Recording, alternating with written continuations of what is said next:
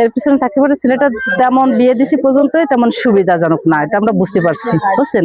যেমন পর বাচ্চা হয়ে গেছে বলে মেয়েটা স্বামীর ঘরে থাকার জন্য চেষ্টা করছে, কিন্তু এই মেয়েগুলো হয়েছে তৃতীয় মেয়েটা হওয়ার পরে ও মোট কথা ওরে ডাকবেই না, পছন্দই না।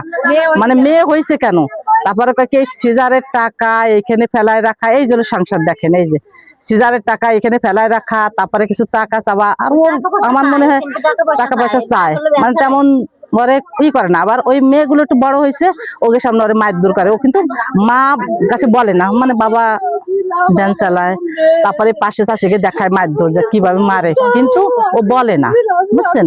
ও বলে না মার কাছে যে মা কষ্ট পাবে, মা জাতি দেবে না, মাতে জাতি দেবেই না, বলে তোমার মারি ফেলবে, এবার যাইও না।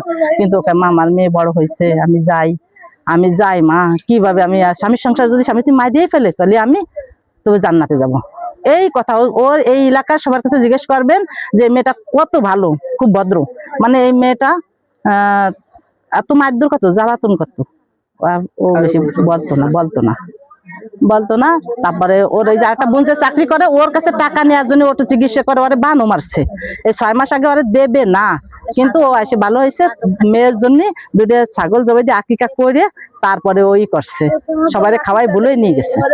এবার নিয়ে ওরে যে বেশি বলছে, ফোনে যা বলছে প্রত্যেকের কাছে নিয়ে ও মারবে। আমি বিচার চাই, যে সুস্থ বিচার, যে ও কোন কারণে মারলো, ফাঁসি অথবা তিলে তিলে করে আর শেষ করা, বুঝছেন।